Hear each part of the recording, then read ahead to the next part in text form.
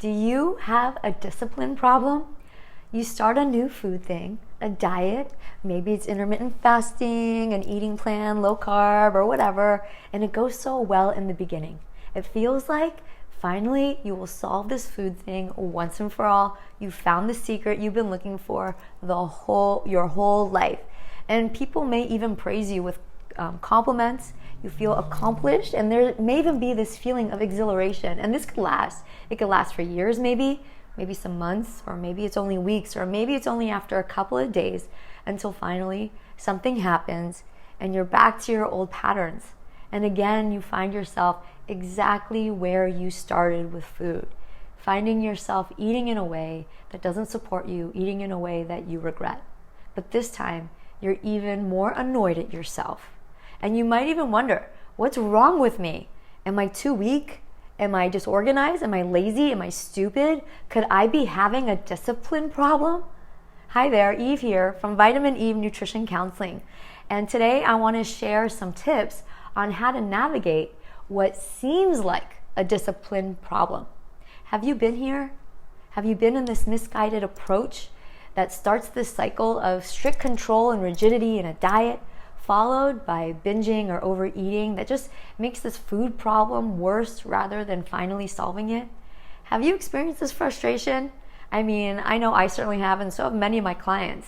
And oftentimes what I've done and my clients have done is only to resolve to go on another diet to show that we have the discipline. And I've got to admit, I haven't just done this with food.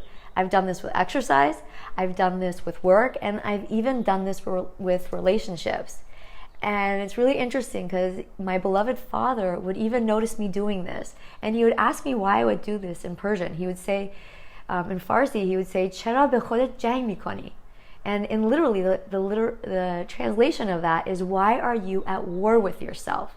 And one thing I know is that using discipline to be at war with myself, or being at war with anything in general, will never give us the results that we want. But do you want to know the irony about all of this? Is here we are, we're mad at ourselves, and we're mad at ourselves because we think we don't have enough discipline. And the truth is, it's precisely because we have too much discipline that we get stuck. Yes, you heard that right.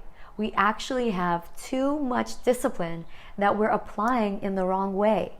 Instead of using our discipline to work with ourselves, we mistakenly use our discipline against ourselves.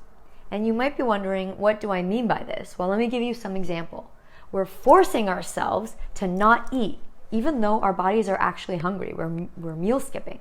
Or we're forcing ourselves to eat what we think we should instead of giving ourselves what's truly satisfying. Or we're forcing ourselves to snap out of a feeling or an emotion that we think we shouldn't have, or a feeling that we don't want to be having. And if you notice, I said forcing ourselves to do things that are not natural and that are not sustainable.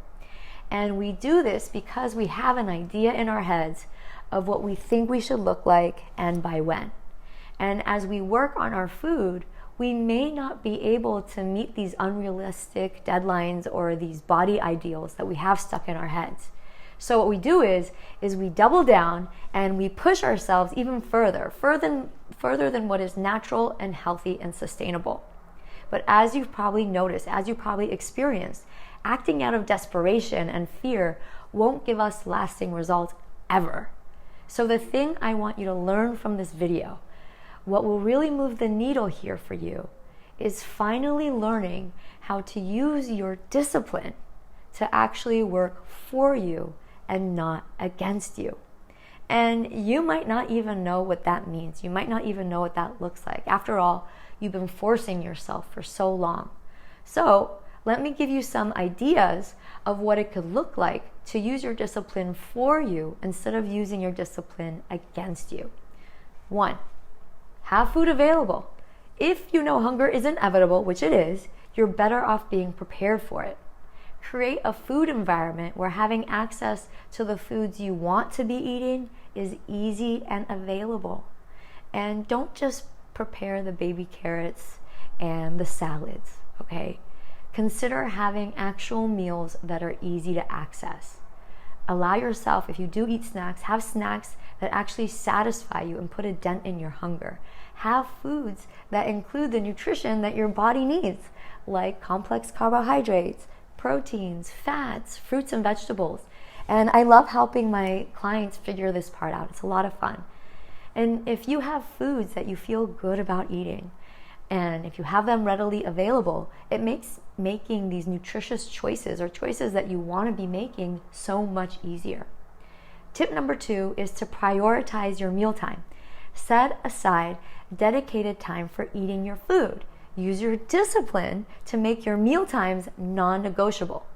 Regular nourishing meals are essential, and you just can't skip this step. And so for some people, the time that they take to eat their meals must also include the time that it takes to actually prepare or acquire their food. So think about the time it takes to order from Grubhub or DoorDash, or the delivery time, or the time it takes to stand in line in the cafeteria, or the time it takes to drive to Chipotle, or how long it takes to defrost the chicken nuggets, or how long it takes to actually prepare the ingredients if you're cooking from scratch. Tip number 3 is do it again. Every time you eat the way you want it to, realize it's a win and it must be repeated again and again. It's not a one-time thing. So it's worth mentioning that every time you eat well and you use your willpower for yourself, celebrate yourself. Tip number 4 is practice self-compassion. Instead of beating yourself up for your slip-ups, use your discipline to show kindness and understanding to yourself, even if you're upset at your behavior. Oftentimes, when we are mad at our eating, we get into a punishing attitude. We try to make ourselves pay for what we've done wrong. You know what I mean? It's like we feel like we have to compensate for our food mistake. And I want you to remember, when your eating doesn't go the way that you want it to, it's not because there's something wrong with you or you're bad or lazy. Oftentimes, it's because there's something your soul is trying to tell you. Tip number 5 is let go of what you think you should look like and how you think you should feel. I know this could be hard, but this sabotages people the most. So maybe the biggest takeaway here, maybe the biggest thing I want you to know is to feed yourself well and find out your own body's personal healthy. Find out where your body lands. Find out what shape and size your body wants to be when you feed it, move, rest, hydrate, listen to, and love your body well. Use discipline to stay away from diet culture and to stay off the diet bandwagon. And tip number 6 is when it comes to feeling your feelings, learning how to feel the full rainbow of what there is to feel in this life. Trust me, I don't love all of the colors of this feeling rainbow either, I promise you. And for some of us, feeling our rainbow of feelings takes big courage and a lot of skill. And I talk about this, and I talk about a lot of the things I've talked about so far in my other videos. And so I want to end here by sharing a client story. And with this client, when I started working with her, she binged practically every night after work. And she thought something was wrong with her. She thought she was lazy. But after I learned about her, I got to see that she was skipping lunch every day at work. Now, wouldn't you agree that starving yourself during work takes a lot of discipline? That is not a lazy thing to do. So naturally, with this meal skipping, of course she was overeating at night. So together, we worked on a plan. And this was particularly challenging for her because she built her identity around this idea that she doesn't need to eat during the day. Maybe this is familiar for some of you. Maybe it's relatable. But she used her discipline for her to give herself permission to eat. She also used her discipline to be prepared with the food that she wanted to be eating. And in the beginning, that's exactly what she did. She started out small. She started out with some nuts and with some yogurt and some fruit, and she saw how much energy that gave her.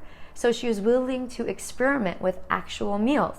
So she experimented with a sandwich. She brought a leftover from nights before, and sometimes she even, ate what the people at the office were eating because they would order, takeout sometimes. And you know what? Not only did her binging stop, she actually performed better at her job because she had energy to concentrate on her work now. She also got to know her coworkers better because she was eating with them instead of staying at her desk. She also got to see that nobody really cared about whether or not she was eating. And so it was a win all around on so many levels for her. How about you? reflect on how you could use your discipline for you instead of against you. And remember this, your wills and desires that you have for your life weren't placed there by you. Those are your vision. That's your destination. Your job is to take loving steps towards that vision, towards that version of you that's actually calling you from the future. There's no rush, there's no competition, and there's no comparison to anybody ever, not even comparing yourself to yourself. And you gotta remember to love yourself along the way. So I hope this was helpful. And if you like this video, remember to give me a thumbs up, and do let us know how you plan to use discipline for you instead of against you in the comments below. Okay, happy eating everybody, bye.